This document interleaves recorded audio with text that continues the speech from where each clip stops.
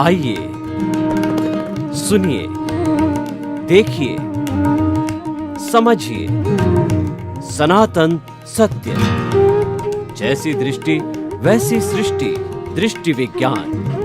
कुदरत, कुदरती रचना एवं कुदरत के कानून से शाश्वत सुख की प्राप्ति। जोधपुर के परम पूज्य महात्मा उपासक प्रोफेसर डॉक्टर सोहन राज तातेड़ के निर्देशन में सनातन सत्य। जैसी दृष्टि वैसी सृष्टि, दृष्टि विज्ञान।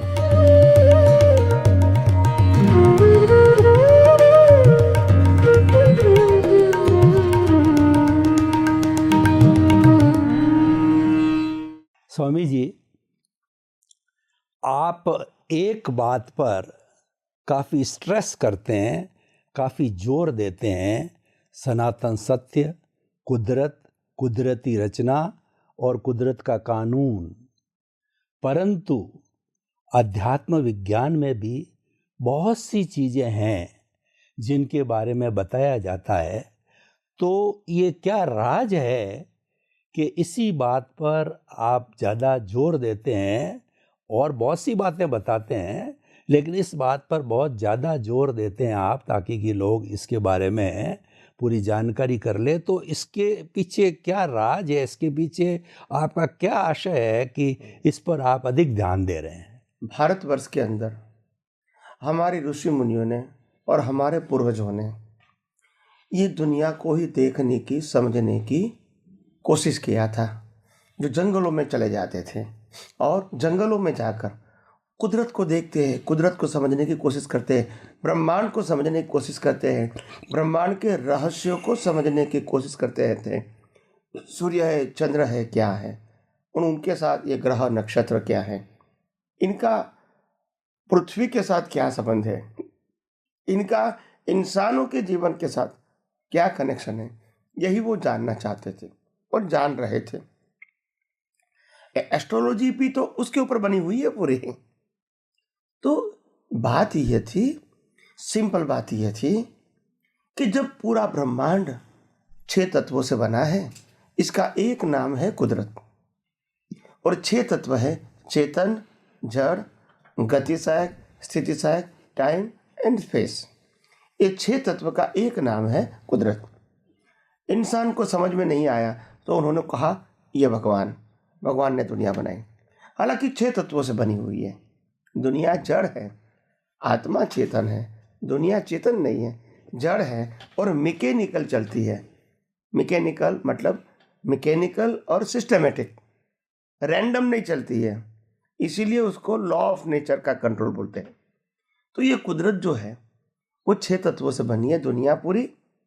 ये जो ब्रह्मांड में जितनी अवस्था दिखती है वो भी 6 तत्वों की ही अवस्था है, और हमारा मन वचन काया है वो भी 6 तत्वों से चलता है। तो कुदरत को ही नहीं मानना, नहीं समझना, इससे बड़ा अज्ञान इंसान के पास क्या हो सकता है, क्योंकि बिगिनिंग और एंड तक वही तो है। दूसरी बात, ये दुनिया जो चलती है 6 तत्वों से तो बनी है, मगर चलती है कुदरती कानून से, किसी की मर्जी से नहीं चलती है। दिन होना, रात होना, ठंडी होना, गर्मी होना, बारिश होना, भरती ओट होना, और कर्म का फल मिलना, यही तो कुदरत का काम है।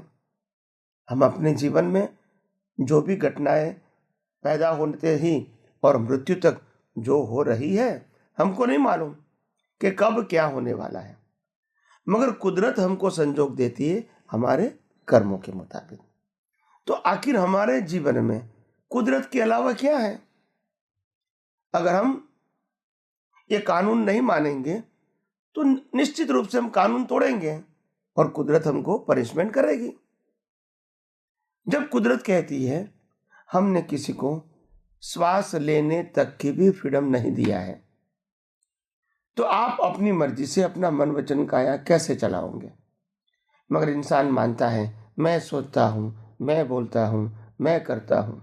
या तो सामने वाला बोलता है, सामने वाला सोचता है, सामने वाला क्रिया करता है। यही तो अज्ञानता है। ये सब कुदरत करवाता है, मगर हम मानते हैं हम करते हैं या तो सामने वाला करता है। बस यही अज्ञानता है।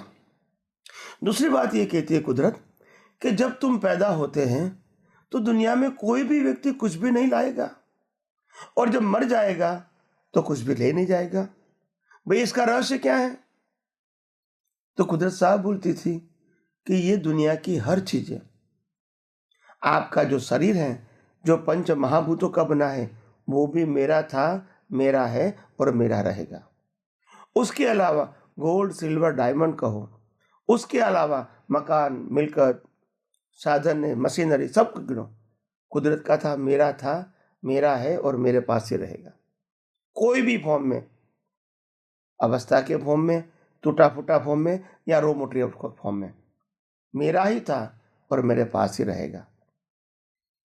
आप तो सिर्फ इनके यूजर हो सकते हैं, ओनर कभी नहीं बन सकते, क्योंकि न लाते हैं न ले जाएंगे। तो फिर आप क्या है? ओनली यूजर है, मगर आप ओनर बन जाते हैं। कुछ कर सकते नहीं है। आप कर्ता भाव से जीवन जीते हैं, सामने वाले को भी कर्ता भाव से देखते हैं, अपने मन वचन काया को भी कर्ता भाव से देखते हैं। यही तो अज्ञान है। क्यों ये अज्ञान है? क्योंकि हम कुदरत का कानून, कुदरत और कुदरती रचना को नहीं समझते हैं। आखिर हमारा पूरा जन्म से मौत तक का पूरा जीवन कुदरत के ऊपर तो अधीन है, कुदरती कानून से ही तो चलता है। हम अपनी जीवन में अपनी मर्जी से न सोच सकते हैं, न बोल सकते हैं, न क्रिया कर सकते हैं और न ही अवस्थाओं का निर्माण कर सकते हैं। सब कुछ कुदरत करवाती है।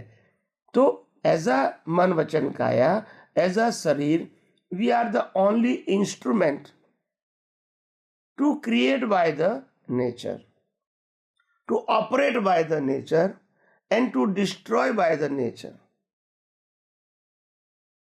तो हर अवस्था जब कुदरत की ही है, कुदरत ही चलाती है, और हम इसको ही न जानते हैं न मानते हैं।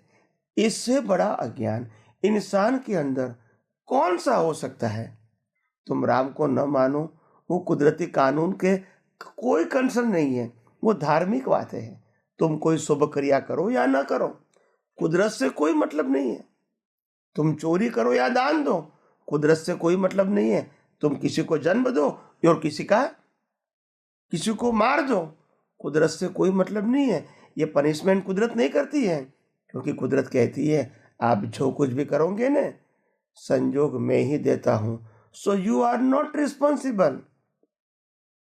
किसी को जन्म देना तब भी जिम्मेदार नहीं है, और कहीं व्यक्तियों को मार देना तब भी जिम्मेदार नहीं है, क्योंकि हर संजोग मैं प्रोवाइड करता हूं। क्यों करता हूं? आपके कर्मों के फलस्वरूप। तो कर्मों के फलस्वरूप शरीर मिलता है, संजोग मिलता है और क्रिया होती है। उसमें तुम जिम्मेदार कैसे हो सकते हैं? मगर आप कहते हैं मैंने किया, आपने किया, मेरा है, तेरा है, तब तो कुदरत कहती है फिर आप जिम्मेदार रहोगे ही। बात ये है। तो हम जब सनातन सत्य का मतलब होता है, it's a universal truth, it is not subject to any religion, it is not subject to any social, it is a fact of universe. ये सोशल भी नहीं है और रिलीजियस भी नहीं है, क्योंकि ये तो depend on circumstances, depend on society and depend on सभी प्रकार के समय अनुसार, काल अनुसार। सतयुग में अलग होता है, कलयुग में अलग होता है, धर्म भी और सामाजिक व्यवस्था भी।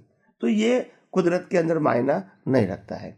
कुदरत के अंदर मायना यह रखता है तुम गलती करोगे। कौन सी गलती? क्रिया की नहीं, भाषा की नहीं, विचारों की नहीं, भाव की गलती करोगे, कुदरत आपको संजोग देंगे। भाव की गलती क्यों होती है? कर्ता पद और मालिकीपन। और कुदरत कहती है तुम कोई चीज के न करता हो न मालिक हो, न तुम हो न और कोई हो सकता है। मगर अज्ञानता के बस हम डूअरशिप और ओनरशिप अपनी दृष्टि में सेट करके, राग द्वेष करके नए कर्म बनाते हैं, और फिर उसके भुगतान भी कुदरत हमको देती है। तो साइकिल ऑफ रीबर्थ जो है वो अज्ञानता की वजह से। मगर लोग क्या कहते हैं? हम इसको अज्ञान कहते हैं कि भाई हम धर्म को, भगवान को नहीं मानते हैं, मंदिर नहीं जाते हैं, धार्मिक क्रिया नहीं करते, तप जप नहीं करते हैं, मंत्र नहीं बोलते हैं, माला नहीं गिनते हैं, किसी को दान नहीं देते हैं, सामाजिक कार्य नहीं करते, इसको हम अज्ञान मानते हैं। तो कुदरत की भाषा में यह अज्ञान नहीं है। धर्म की भाषा में, सामाजिक भाषा में वो अज्ञान हो सकता है, कुदरत की भाषा में अज्ञान नहीं है। और वो ये अज्ञान का कर्म फल भी नहीं मिलता है। कौन से अज्ञान का कर्म फल मिलता है? आप हर अवस्था को कुदरती रचना के रूप में न देख के उसमें कर्ता भाव और मालिकी भाव करते हो, अपने लिए या तो दूसरों के लिए, व्यक्ति के लिए, वस्तु के लिए। कर्ता भाव मालिकी भाव करते रहोगे, कर्म बनते ही रहेंगे। तो आखिर इस दुनिया में सबसे बड़ा अज्ञान कौन सा है, जिसके आधार से हम अपनी अनंत शक्ति जो है, अनंत सुख है और शाश्वत स्वभाव है, वो हम क्यों खुला कर नहीं कर पाते हैं? तो कौन सा अज्ञान से? हम कुदरत को ही नहीं मानते हैं, कुदरत को ही नहीं जानते हैं, कुदरती कानून को ही नहीं जानते हैं, और जो हमारा नहीं है इसको हमारा मानते हैं, और जो हम नहीं कर सकते उसको हम करते मानते। यही सबसे बड़ी अज्ञानता है, जिसकी पनिशमेंट हमको कुदरत देती है। तो इसीलिए आध्यात्म विज्ञान यही बात करना चाहते हैं, आखिर यह दुनिया का सनातन सत्य, जो भी व्यक्ति को इस संसार से मुक्ति पाना है, सनातन सुख का अनुभव करना है, जन्म मरण से मुक्ति पाना है, अज्ञानता को मिटाना है, तो उनको यही कुदरत, कुदरती कानून और कुदरती रचना को यथार्थ फॉर्म में समझना पड़ेगा, दृष्टि से उनका उपयोग करना पड़ेगा और मुक्तता की अनुभूति भी करना पड़ेगा। यही रास्ता है अज्ञान मिटा के अपने स्वस्वरूप की अनुभूति की ओर आगे बढ़ना। जड़ और चेतन क्या है और इनका जो है क्या लक्षण है और इनके जो है किस तरीके से आपस के अंदर संबंध होता है और क्यों होता है, जबकि दोनों एक दूसरे से विपरीत है, दोनों का जो है वो लक्षण अलग अलग है और क्यों आवश्यकता पड़ती है, और जब दोनों का मिलन होता है, दोनों आपस में जुड़ते हैं, तो तीसरा फैक्टर, तीसरी चीज़ क्या पैदा होती है, और जड़ चेतन और इसके मिश्रण से ये सारी चीज़ को आप स्पष्ट कीजिए, ताकि हमारे सारे श्रोताओं को इससे जुड़ी हुई बातों से कुदरत के बारे में अच्छी तरह से स्पष्टता हो जाए। तो ये जो कुदरत है वो क्या करती है हमारे जीवन में? सब कुछ कुदरत करती है, मगर हमको क्यों उसको समझना पड़ता है, क्यों इसको इम्पोर्टेंट देना पड़ता है? क्योंकि हमारे जीवन में जो कुछ भी हो रहा है उसका टोटल कंट्रोल कुदरत का है, मगर हम समझते हैं कि हम इसको इम्पोर्टेंट देते हैं। तो ये जड़ और चेतन को मिलने से कैसे ये संयोग बनते हैं? तो चेतन के पास ज्ञान है, जड़ के पास क्रिया है, तो प्रोसेस जड़ में होती है और ज्ञान आत्मा का स्वभाव है, और दोनों को मिलने से जो ज्ञान स्वभाव है वो जड़ की अवस्था को स्वीकार करता है, देखता है, जानता है, उसमें बाद में सम्मोहित हो जाता है और इसको प्राप्त करने की और उसको अच्छा बुरा दृष्टि से देखने की वो प्रयास करता है, और वहाँ से राग द्वेष शुरू हो जाता है। क्योंकि ज्ञान तो आत्मा का स्वभाव है, जड़ का स्वभाव नहीं है। जड़ का स्वभाव तो है अवस्था और परिवर्तनशील होना, अवस्था को बनाना और परिवर्तनशील होना, यानी फिर अवस्था धीरे धीरे क्या हो जाती है, खत्म हो जाती है, पहले बनती है और फिर खत्म हो जाती है, पर्याय हो जाता है। हाँ, तो परमाणु के रूप में, जड़ परमाणु के रूप में कभी उसका अंत नहीं होता है, मगर हजारों लाखों अनंत परमाणुओं से बनी हुई जो अवस्था है वो धीरे धीरे खत्म हो जाती है। और इंसान आत्मा की हाजिरी में ज्ञान प्रकाश के माध्यम से अवस्थाओं में, जड़ की विनाशी अवस्थाओं में फंस जाता है, और इसीलिए वैल्यू न करने के बावजूद भी वो कर बैठता है, क्योंकि और कोई ऑप्शन नहीं है उनके पास। आत्मा ने तो प्रकाश दे दिया और वो ज्ञान प्रकाश है, मगर उपयोग कहाँ करेंगे? तो अवस्था को देखने में, समझने में, और देखने में समझने से तो राग द्वेष हो गया। तो करना नहीं चाहता था, हो गया, भाई मेरे को ये चाहिए, बहुत अच्छी चीज़ लगती है, भाई मेरे को ये नहीं चाहिए, इससे दुख होता है। तो ऐसे करते करते वो अपने स्वभाव को भूल गए और अवस्थाओं की वैल्यू करता रहा, और कर्म बनते गए, राग द्वेष होते गए, और जन्म मरण का चक्कर चलता रहा। तो कहने का मतलब ये है कि विनाशी अवस्था तो थी, है और रहेगी, क्योंकि यह दुनिया ही तो विनाशी अवस्थाओं का समूह है। मगर कुदरत का कानून देखो कितना साफ है। कुदरत कहती है मैं कोई भी आत्मा का कंट्रोलर नहीं हूँ, मैं जो कंट्रोलर हूँ वो मन वचन काया का हूँ। क्यों? क्योंकि वही आत्मा की हाजिरी में अज्ञानता के वश जो कर्म बनते हैं, वो कर्म का फल देना कानून के मुताबिक ये मेरा कर्तव्य है।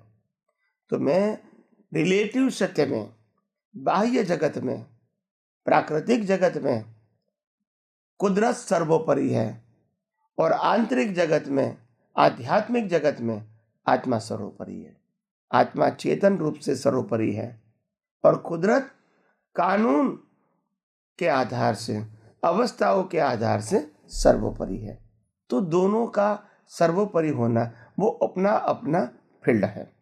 मगर हम कभी या तो आत्मा को भूल जाते हैं, या तो जड़ में ही इतने सम्मोहित हो जाते हैं, इसमें राग द्वेष करते हैं, त्याग करते हैं, ग्रहण करते, त्याग करते, ग्रहण करते, अच्छा बुरा बोलते हैं।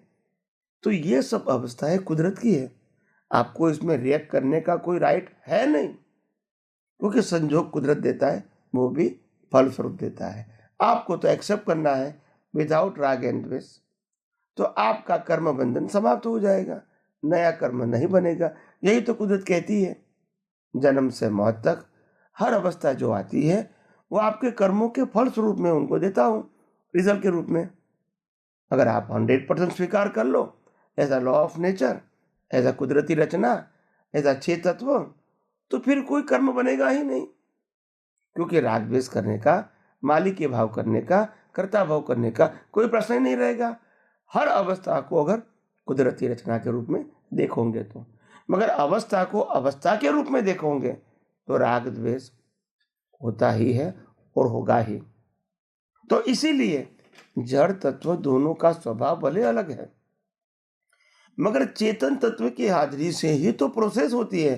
जानकारी, ज्ञान, अनुभव, पुरुषार्थ, ये सब कब मालूम होगा? चेतन है तो। जड़ को तो होता नहीं है, ज्ञान नहीं होता है, अनुभव नहीं होता है। तो हमारे जीवन में जड़ जो है, इसका क्रिएटर, ऑपरेटर, डिस्ट्रॉयर कुदरत है, और जो चेतन है वो हम खुद हैं। तो आइए हम सब यही आध्यात्म विज्ञान को और गौर दृष्टि से समझने की कोशिश करेंगे। स्वामी जी, हम कुदरत की बात कर रहे थे, जड़ और चेतन की बात कर रहे थे, और हमारे आध्यात्मिक जगत के अंदर पुरुष और प्रकृति का बहुत विश्लेषण बहुत बार पुनरावृत्ति हुई है। तो प्रकृति जो है ये भी एक तरीके से जड़ है और पुरुष चेतन है, लेकिन दोनों संपर्क में आने से, जैसा कि आपने बताया कि जो चेतन है जब जड़ के संपर्क में आता है तो अज्ञानतावश वो उससे जो है वो प्रभावित हो जाता है, उसको लुभावना लगता है जड़। इसी कारण से अज्ञानता पैदा होती है और उसके परिणाम से उसके कर्म और कर्म फल मिलता है उसको।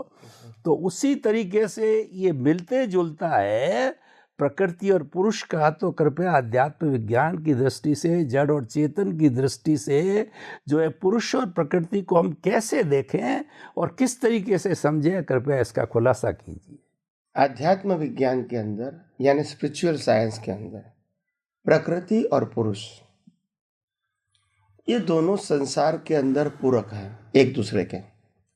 प्रकृति के अंदर पुरुष के बिना प्रकृति अधूरी है और पुरुष प्रकृति के बिना अधूरा है संसार के अंदर, क्योंकि ये संसार जो चलता है दोनों से चलता है।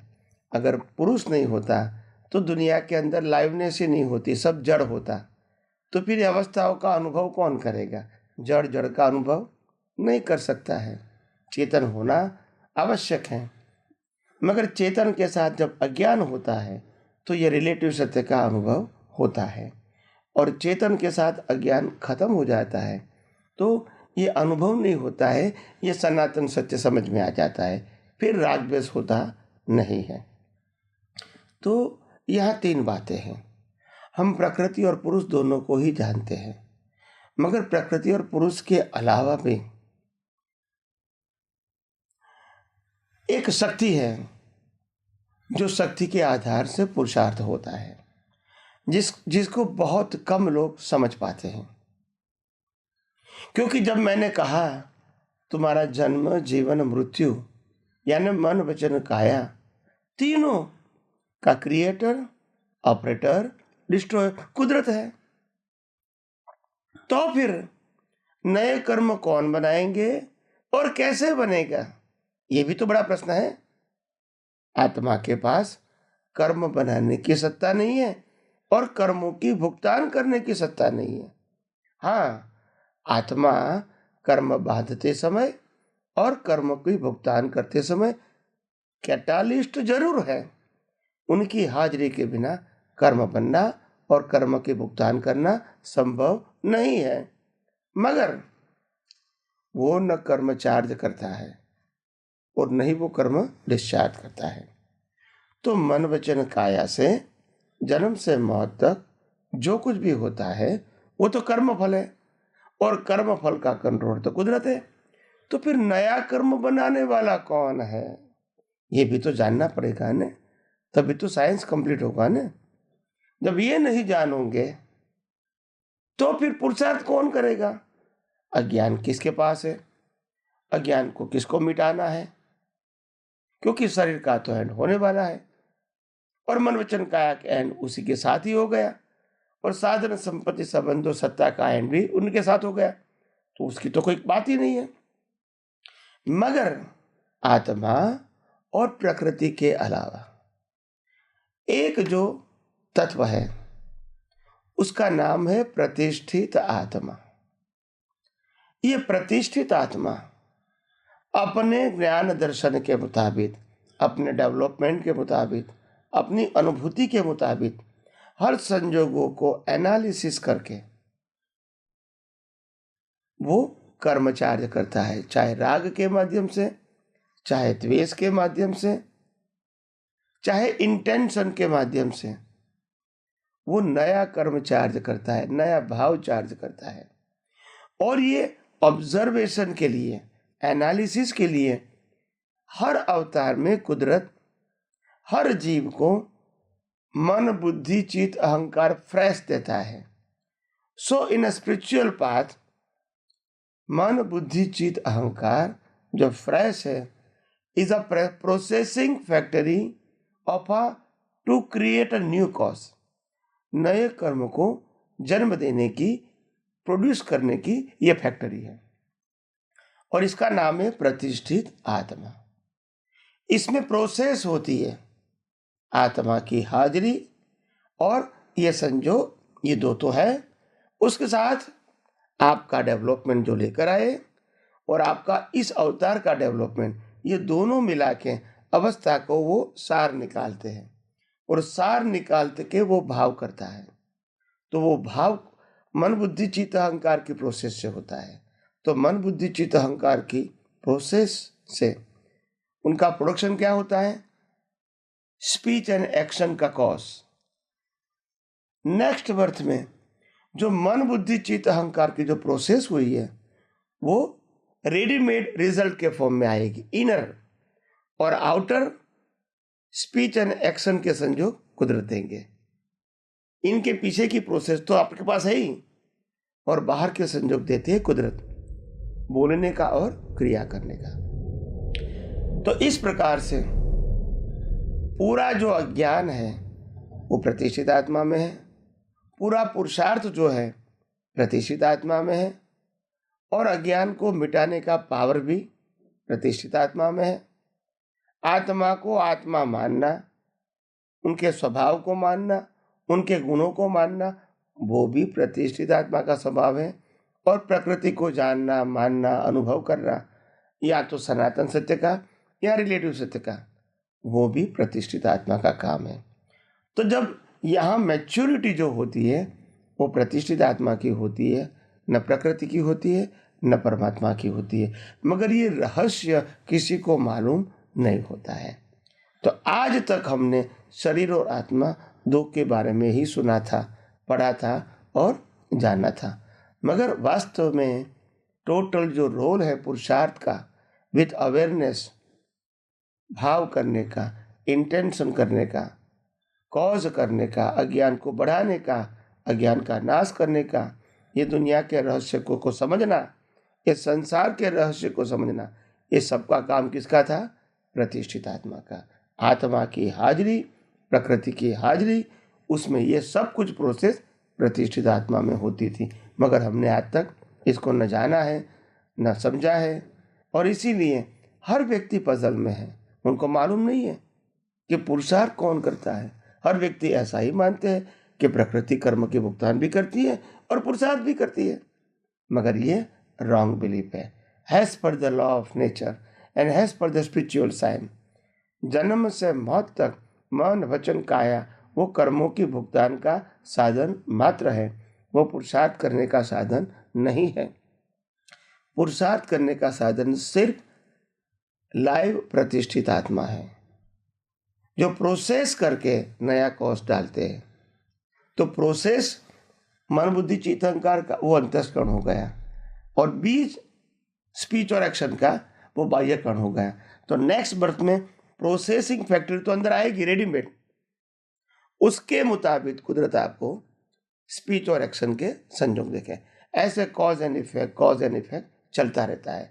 मगर जब प्रतिष्ठित आत्मा को आत्मा की वैल्यू समझ में आ जाती है और दुनिया की वैल्यू कुदरती कानून के रूप में समझ में आ जाती है, तो फिर वो मालिक की भाव करता भाव नहीं करेगा, राग द्वेष नहीं करेगा, अज्ञानता खत्म हो जाएगी। और जब अज्ञानता खत्म हो जाएगी तो सभी प्रकार के जो कर्टेन है to realise the soul with his infinite power, वो धीरे धीरे खुला हो जाएगा। और एक दिन जब सभी प्रकार का अज्ञान खत्म हो जाएगा तो जो लाइव प्रतिष्ठित आत्मा है उनका अस्तित्व भी खत्म हो जाएगा, क्योंकि लाइव प्रतिष्ठित आत्मा का जन्म ही अज्ञान से हुआ है, और उनका नाश भी अज्ञान को नाश से उनका भी नाश हो जाता है। जब अज्ञान का नाश हो गया मतलब प्रतिष्ठित आत्मा का एंड हो गया, मतलब पुरुषार्थ करने वाले का एंड हो गया, मतलब कर्म बांधने वाले का एंड हो गया। फिर भी प्रकृति रहेगी और परमात्मा रहेगा। परमात्मा अपने स्वभाव में रहता है और स्वभाव में ही रहेगा, और प्रकृति का कंट्रोल तो कुदरत है ही, और इसीलिए इनको चलाने के लिए आपको कोई विशेष प्रकार की ज्ञान की बुद्धि की आवश्यकता नहीं है। तो जब अज्ञान निकल जाएगा, प्रतिष्ठित आत्मा निकल जाएगा, फिर शरीर आत्मा रहेगा। शरीर का अंत तो कुदरत लाएगी, और आत्मा जो है वो मोक्ष में जाएगा, क्योंकि नया कर्म तो चार्ज हुआ नहीं है, अज्ञान है नहीं। तो इसीलिए हम जब ये तीनों बातों को गौर से यथार्थ फॉर्म में समझेंगे, तभी हमको आध्यात्म विज्ञान मूल रूप से समझ में आएगा। तब समझ में आएगा कि दुनिया के सभी रहस्य को जानने वाला आत्मा की हाजिरी से सिर्फ मनुष्य भाव में ही संभव है, और कोई भाव के अंदर ब्रह्मांड के रहस्य को जानना, समझना, अनुभव करना पॉसिबल नहीं है। और इसीलिए मानव भाव की बहुत कीमत है।